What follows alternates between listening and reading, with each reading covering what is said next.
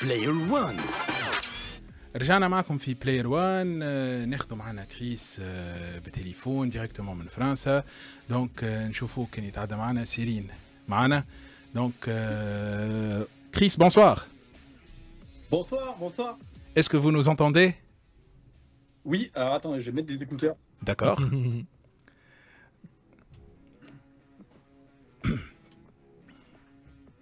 Donc, اوكي باش نحكيو على الموضوع جي تي ان بلوس عندنا سكوب جاينا ديريكتومون من فرنسا.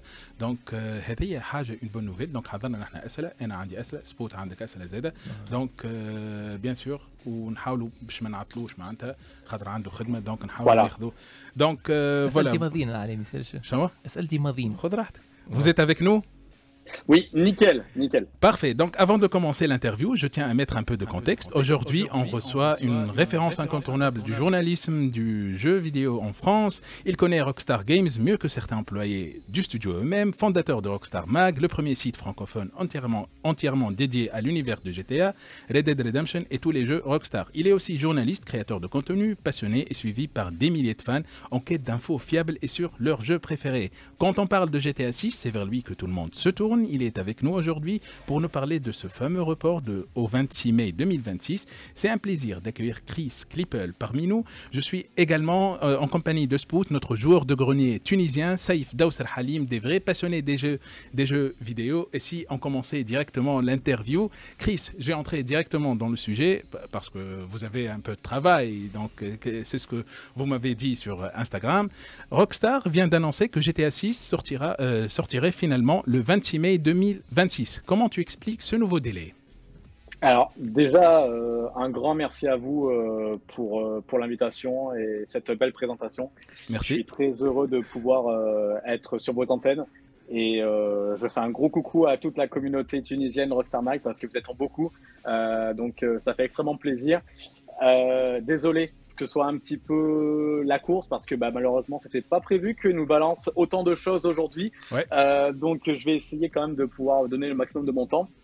Et donc du coup ce report c'est un petit peu logique on va dire parce que en tout cas si on s'en tient au communiqué officiel de Rockstar, les équipes ont besoin de plus de temps parce que il faut savoir que le développement d'un jeu vidéo est quelque chose de très compliqué, c'est un dur labeur, ça prend beaucoup de temps, surtout au plus ton jeu est gros, au plus ton jeu va être vaste, au plus ton jeu va être technique, à savoir l'open world, et ça prend de plus en plus de temps.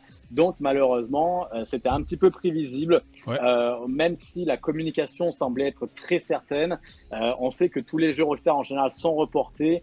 Donc c'est une demi-surprise. C'est vrai que ça peut être très frustrant, mais après 12 ans d'attente, on n'est pas à 7 mois près. Je préfère attendre 7 mois et avoir un jeu ultra terminé, sans bug ni rien, que le jeu sorte 7 mois plus tôt et que ça fasse une Cyberpunk version 2. D'accord. Déjà, tout le monde est d'accord avec ce que vous avez dit. D'après toi, qu'est-ce qui pourrait justifier ce délai? Est-ce qu'on peut dire c'est un problème technique, c'est une stratégie marketing ou juste c'est la décision de Rockstar finalement? Je pense pas qu'on est dans la décision marketing parce que maintenant ça fait 12 ans et je pense que ouais, ils ont hâte eux aussi de le sortir. Il faut pas oublier une chose, c'est que le jeu est en développement donc depuis 2014 en pré-production, depuis 2019 en full production, donc ça fait quand même pas mal de temps. Il faut savoir qu'il y a aussi des milliers de personnes qui travaillent dessus. Je pense que eux aussi ils en ont un petit peu marre et ils ont hâte de passer à autre chose. Non, je pense simplement que, en fait, dans un développement de jeux vidéo, il y a plusieurs étapes. Il y a l'étape de pré-production, là où on va commencer à réfléchir, à savoir les personnages, le contexte, l'histoire, etc. Après, il y a la phase de développement, il y a la phase de full développement et la phase finale.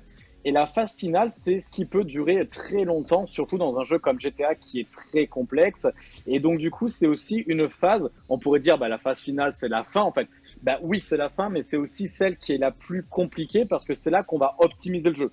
Et en fait, le problème, c'est qu'autant bien, en optimisant une séquence du jeu, on va faire bugger une autre séquence. Donc, en fait, ça va être très compliqué.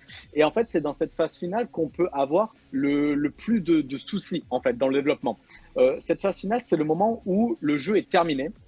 On ne rajoute plus de trucs dedans. Okay. Et le jeu est jouable. Le jeu, il est vraiment jouable du A à la fin. Ça va être vraiment toute l'optimisation, la résolution des bugs, l'optimisation quand on va passer dans la dernière moteur dernière version du moteur Edge, le moteur graphique. Donc, mine de rien, c'est là où ça devient le plus complexe et le plus risqué. Et là, on peut prendre le plus de temps. Donc, je pense tout simplement que ils ont pris du retard sur des étapes importantes et qu'ils ont préféré le retarder plutôt que presser les équipes. Il y a eu des informations d'autres confrères, notamment américains, qui ont eu des informations sur lesquelles c'était une volonté aussi de ne pas faire du crunch, de ne pas presser les équipes et de pouvoir terminer le jeu en bonne et due forme sans être dans un management toxique. D'accord. Avant de vous laisser avec mon collègue Spoot, j'aimerais finir avec une autre question. Est-ce que ce genre d'annonce peut nuire à l'image du studio ou au contraire, c'est de renforcer la hype? Alors, c'est jamais une très bonne nouvelle, hein, on va pas se mentir. Bien sûr, oui. Après, le problème, c'est qu'il y a plusieurs catégories de joueurs. Il y a les joueurs, on va dire, un petit peu grand public qui, eux, ne connaissent pas les dessous de l'industrie du jeu vidéo. Eux, ils se disent juste, ça fait 12 ans qu'on attend, on a envie de jouer, donc il y en a qui peuvent mal le prendre. Après, il y a toute la partie industrie du jeu vidéo et les joueurs, on va dire, les joueurs un petit peu hardcore qui savent comment ça fonctionne et que, oui, c'est pas un élément marketing et que y a Shigeru Miyamoto, le créateur de Mario et de Zelda, qui disait un jeu qui va sortir plus tard sera toujours bon, un jeu qui sort buggé sera toujours mauvais et il y aura toujours ce côté entaché qui le suivra. Cyberpunk aujourd'hui est un excellent jeu, mais quand on passe à Cyberpunk, tout le monde pense à sa sortie calamiteuse, etc.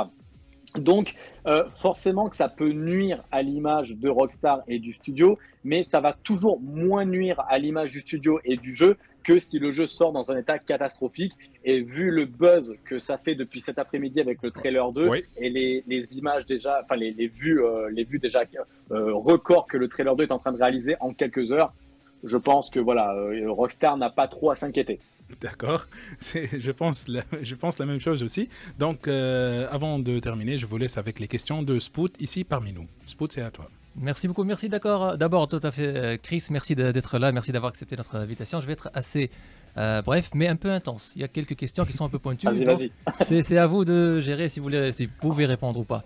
Donc tout d'abord, vous avez dit que Shigeru Miyamoto lui-même, il a dit qu'un jeu rushed game is eventually good. A delayed game is eventually good, a rushed game is bad forever. Alors là, est-ce que c'est purement technique la raison du délai du jeu? Parce que quand même, ça va faire 13 ans depuis la sortie de GTA V. Est-ce que vraiment il a fallu 13 ans de développement pour GTA 6? Ou il y a un peu comme Nintendo qui eux-mêmes ont la même quote qu'a dit Miyamoto là, qu'on peut faire un délai un peu pour un jeu pour qu'il sorte bon. Mais en même temps, ils ont avoué après que Tears of the Kingdom, il était supposé sortir en 2022. Quand il était sorti en 2023, ils ont dit qu'il était prêt en 2022. Ils ont juste rajouté une année de polish, de peaufinage. Mais en réalité, ils voulaient étaler et rallonger la durée de vie de la Switch pour que les gens ils attendent un jeu, pour que la génération de la Switch soit là pour plus longtemps, quoi, pour faire des bénéfices. Est-ce qu'on est un peu là pour profiter plus des revenus de GTA V ou c'est purement technique? Alors, on peut voir que depuis quelques années, GTA V continue à rapporter. Lors de la dernière année fiscale, il a rapporté 10 millions il s'est vendu à 10 millions d'exemplaires. C'est énorme. Pour un jeu qui a 12 ans, c'est énorme. À titre de comparaison, on parle de Clair Obscur 33 qui fait un très bon démarrage, qui en est à 2 millions. On parle de Assassin's Creed Shadow qui s'est très bien vendu, qui en est à 3 millions.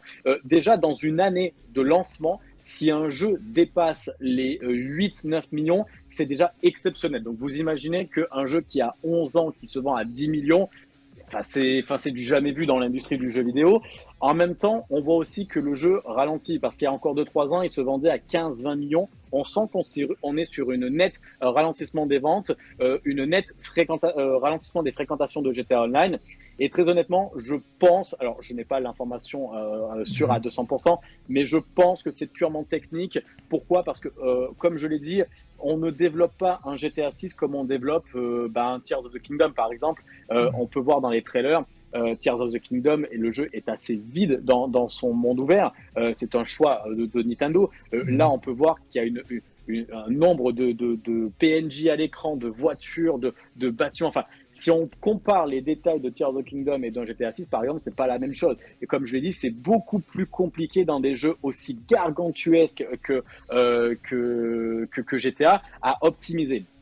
De plus, à la base, GTA 6 était prévu pour l'automne 2025, à savoir la période septembre, octobre, novembre, qui est la meilleure période pour sortir un jeu, parce qu'il y a le Black Friday, parce qu'il y a Noël, etc.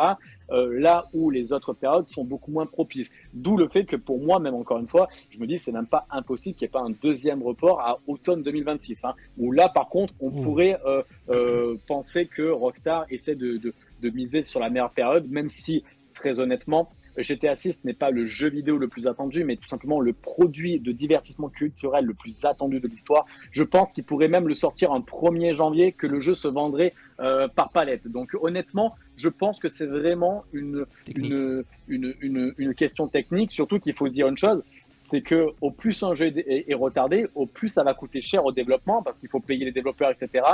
Donc, on sait que Rockstar et Take-Two ne comptent pas les sous, mais je pense que c'est plus un souci technique pour le coup. Très bien. Donc, 2 questions très rapides. Alors, vous pensez qu'il va y avoir de la technologie Web3 dans le jeu? Y aura-t-il des assets dans le jeu qui sont quelque part sur la blockchain, ou c'est une question un peu tendue ou... Alors, pour le moment, Rockstar n'a jamais communiqué là-dessus. Je pense très honnêtement qu'il y aura des éléments, en tout cas virtuels, qui se moquent de tout ce qui va être crypto-monnaie, blockchain, etc. Mais je ne pense pas que Rockstar va en proposer en parallèle de la sortie du jeu.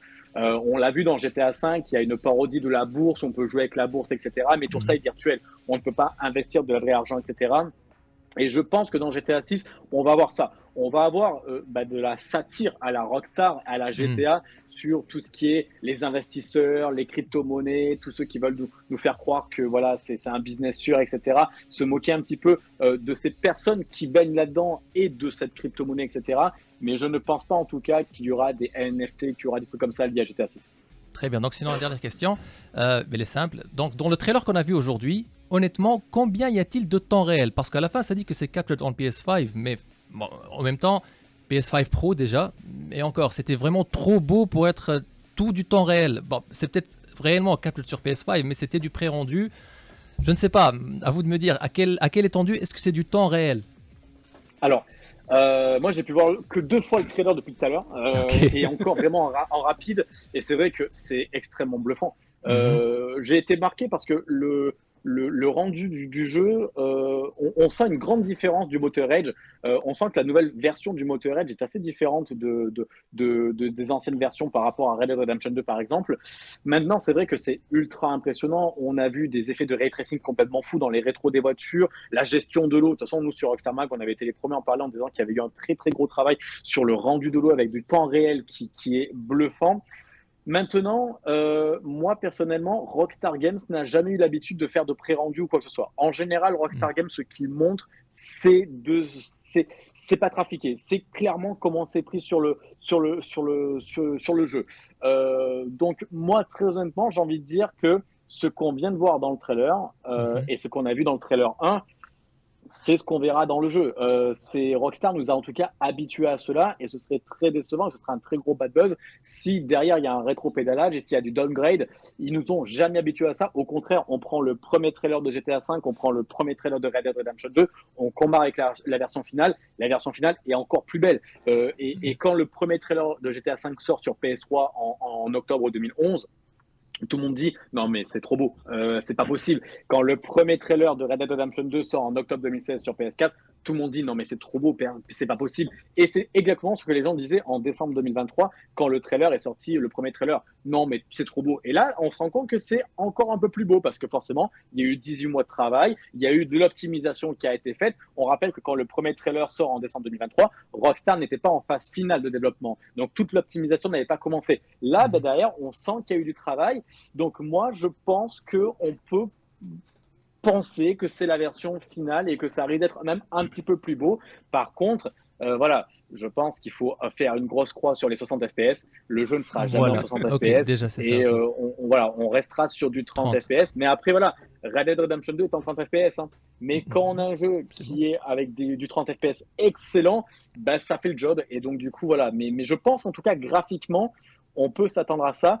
Maintenant, ça reste très impressionnant, le nombre de PNJ, etc. Mais en tout cas, si je parle de manière historien de tout ce que Rockstar nous a fait précédemment avec tous ces jeux, jamais il n'y a eu de downgrade, jamais ils ont triché sur les trailers, ça a toujours été du rendu in-game. Donc, j'ose espérer que c'est le cas pour ce trailer 2, même s'il est très impressionnant. Merci énormément, Chris. Merci beaucoup. Chris, avant de finir, est-ce que je peux me permettre une dernière question? Bien sûr. Oui. Est-ce que tu penses que GTA 6 a le potentiel de redéfinir une nouvelle fois le jeu vidéo comme l'avait fait GTA 5? Ouais, carrément. En fait, on parlait justement en disant 12 ans d'attente, 13 ans même jusqu'à l'année prochaine, c'est énorme. Mais en fait, le problème, c'est ça, c'est que Rockstar Games est le seul studio de l'industrie qui peut se permettre de débourser sans limite. Stross Jelnik, le PDG de Tech2, l'a dit il y a encore un mois au micro de Bloomberg, on donne nos limites à Rockstar. Donc, selon les ligues de septembre 2022, Tech2 aurait mis sur la table 2 milliards de dollars pour le développement de GTA 6. Je ne sais pas si vous vous rendez compte. Oui. Jamais un produit culturel n'a coûté aussi cher. C'est plus cher que toute la saga Star Wars, c'est plus cher que toute la saga Harry Potter. Enfin, pour un seul et même jeu, et on sait que ce sera rentabilisé au bout de même pas un mois. Donc, ils ont raison de le faire. Mais du coup, investir autant d'argent permet de recruter énormément de personnes, de faire énormément de recherche et de développement, de pousser énormément le développement du jeu. Et donc, du coup, tout cela, c'est un peu le cercle vicieux. Si tu mets beaucoup d'argent, que tu investis beaucoup, mais que tu veux aussi beaucoup de recherche qui prend du temps, le développement prend du temps. Mais derrière, ça nous donne des choses qu'on n'a jamais vues dans l'industrie du jeu vidéo. Red Dead Redemption 2 a 7 ans. Aujourd'hui encore, il arrive à rivaliser, voire à surpasser certains jeux. Rien qu'au niveau de sa qualité d'open world. On peut parler de Assassin's Creed Shadows qui est sorti dernièrement. Si on compare l'open world de Red Dead Redemption 2 et de Assassin's Creed Shadows, c'est le jour et la nuit. Dans Red Dead Redemption 2, on a un véritable écosystème. Tous les PNJ, les animaux sont là pour une raison précise. Dans Assassin's Creed Shadows, on voit ils sont positionnés là par hasard, etc. Il y a énormément d'événements aléatoires dans Red Dead Redemption 2 que l'on n'a pas dans les autres jeux. Oui. Et ça, c'est possible que en mettant autant de temps. Donc, je pense vraiment que GTA 6 va clairement redéfinir l'industrie du jeu vidéo. Il va poser de nouvelles bases, de nouveaux standards qui risquent de faire très mal à toute l'industrie, mais aussi de notre manière de faire beaucoup de bien parce que ça va pousser les autres studios à se dépasser pour les imiter. Parfait. Spout, tu as une seule minute. Même pas. Alors, avec le coût de production, là, vous avez parlé d'un coût de production énorme, qui est le plus grand dans toute l'histoire de l'entertainment à peu près. Est-ce que vous pensez que ça va impacter le prix du jeu? Un jeu Nintendo Switch 2, maintenant, il coûte 80. À quelle fourchette vous pensez que le jeu sera vendu, quoi? Alors, malheureusement, comme je l'avais dit sur Rockstar Mag, à ce jour, on n'a aucune information officielle. Donc, à ce jour, le jeu coûtera 80 €. Mais comme je l'ai dit, c'est pas impossible qu'il puisse coûter plus cher parce que Stross Jelnik, déjà, avait évoqué avec le PDG de Sony, le PDG de Capcom, que c'était pas délirant de se dire que certains jeux qui allaient durer de nombreuses années puissent coûter plus cher que 80 €. Donc ça fait déjà pas mal d'années que Tech2, Capcom et Sony commencent à l'envisager. Et là, effectivement, Nintendo arrive. Si un Mario Kart coûte 90 €, et attention, je suis sûr que Mario Kart va être incroyable. J'ai rarement été aussi hypé par un Mario Kart, mais ça arrête beaucoup moins de temps de développement, beaucoup moins de recherche, beaucoup moins de technologie. De budget. On va pas se mentir, beaucoup moins de budget, on va pas se mentir. Là, c'est typiquement financier. Nintendo sait très bien que c'est son jeu le plus vendu sur toutes ses consoles. Donc, c'est typiquement une stratégie commerciale et c'est très moche, je trouve. Mais du coup, Mario Kart ne les vaut pas, il va se vendre. Rockstar, je vois pas dans quel monde GTA 6 coûtera pas au moins 90 €, voire 100 €. Parce que, voilà, on sait aussi que le prochain GTA n'arrivera pas avant au moins 10 ans. Maintenant, ça va être une routine. Oui, forcément que pour moi, je m'attends à ce que le jeu soit bien plus cher que 80 €. Merci beaucoup, Chris. Merci. Chris. Merci à vous. Merci beaucoup pour votre temps. Merci. Désolé d'avoir fait très rapidement. Je reviendrai avec grand plaisir avec un moment où on n'aura pas autant d'actualités à traiter sur Rockstar Mag pour pouvoir rester le temps que vous voudrez pour répondre à toutes vos questions sur GTA, sur l'histoire de Rockstar. Je suis vraiment désolé d'avoir dû faire en mode très rapide ce soir. C'est toujours un réel plaisir de vous recevoir. Merci beaucoup encore une fois. On vous embrasse de la Tunisie directement. Merci pour vos infos. Nous نكملوا في Enjoy Express. ضيعت نحن نكملوا في جيمنج روم. مازلنا مواصلين ديريكتومون قبل ما نمشيو مسيف نسمعوا اغنيه بعد نحكيو شويه على اللي كنا نسمعوا فيه وبعد نمشيو ديريكتومون للولوت.